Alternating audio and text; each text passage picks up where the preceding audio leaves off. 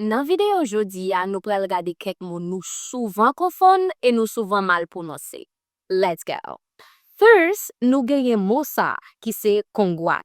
Est-ce que vous te connaissez ou pas dit conguat? Nous gagnons mot ça qui prononce congratulations. Congratulations. Pour picout ou capable dire congrats. Congrats. Deuxième mot c'est collègue. Yo pas dit collègue, mais c'est colleague. Colleague. Can you repeat that? Correct. Nous gagnons mot ça. Comment t'as prononcé? Ou t'as dit Google? Non. Li pas Google, li prononce Google. Google. Nous souvent entendons des parents haïtiens yo kon di, m'bral pousso mon child support. Non, yo pas dit child support, mais li prononce child support. Child support. Gen un pile lan nou qui souvent dit, aswe m'bral travail 10 hours. Mais non, mot ça li prononce hour. Hour. Pi da ou jam prononce mot ça takou different. No. Mais plutôt, ou dit different. Different. Et mot ça, ou tap di delete? No. Piga ou jam di delete encore. Mais li prononce delete. Delete. Et dernier mot nous souvent mal prononcé, c'est chocolat.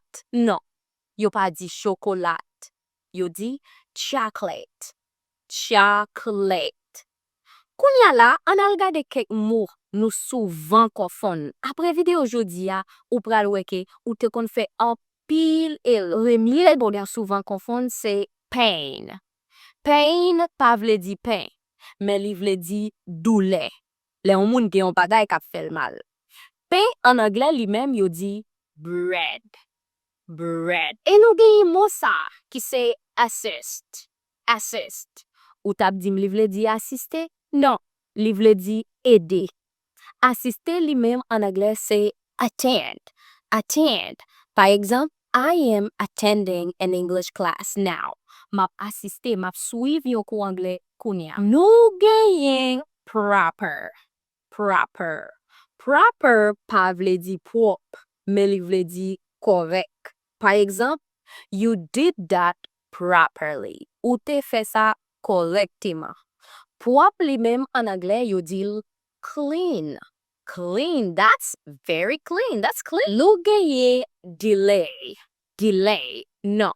Delay pa vle di delay. Mou konon pral konfon ni wal di li vle di delay. Non, li pa vle di delay. Li vle di retard. Par exemple, I am so sorry for my delay. Vraiment désolé pour retard là. Ou dwe konen delay di même en anglais yo dit deadline. Deadline. What is the deadline? Ki denye délai ou madi? Ki délai? Et denye mon nou genye c'est chef. Chef pa vle di autorité. Le moun nan c'est chef. Non. Chef vle di yon bon cuisinier. Si moun nan kon fè manger bien, eh bien, he or she is a good chef. Autorité li même yon moun ki responsable en anglais yorelel boss. Boss. He is the boss. Merci parce que vous avez regardé vidéo ça. Pas oublier like, commenter, partager avec yon zami ou yon famille et puis pas oublier abonner ensemble avec channel ça pour plus vidéos. Bye bye.